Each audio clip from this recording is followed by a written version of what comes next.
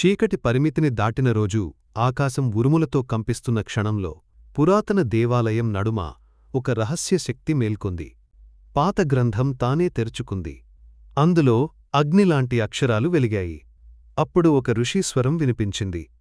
చీకటి హద్దులు దాటినప్పుడు మానవుల మధ్య దాగి ఉన్న మరచిపోయిన అవతారం లేచుతుంది.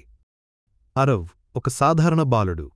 చరిత్ర పురాణాలు దేవతల కథలపై ఆసక్తి ఉన్న అతడు ప్రపంచంలో దాగి ఉన్న రహస్యాలను తెలుసుకోవాలని కలలు కంటున్నాడు.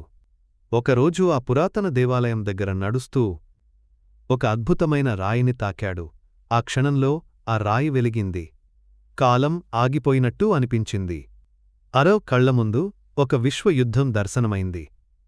అప్పుడు వినిపించింది కృష్ణుని స్వరం. కాలం వచ్చింది బాలుడా. అదే సమయంలో చీకటి లోకంలో ఒక శక్తి మేల్కొంది. కాలాసురుడు.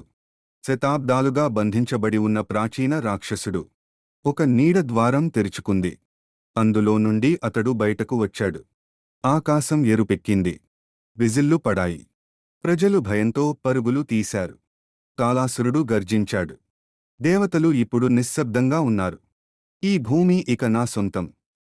అరవ్ చైతన్యం కోల్పోయాడు. అతని ఆత్మ ఒక విశ్వలోకంలోకి ప్రవేశించింది. అక్కడ ఒక మహాశక్తి ప్రత్యక్షమైంది. శివుని స్వరం. నువ్వు కేవలం మానవుడివి కాదు. నువ్వు ధర్మం యొక్క అంశం. ఆ క్షణంలో అరవ్లో నిద్రిస్తూ యుద్ధం ముగిసింది. ఆకాశం మళ్లీ ప్రశాంతమైంది. అరవ్ మళ్లీ సాధారణ బాలుడిగా మారాడు.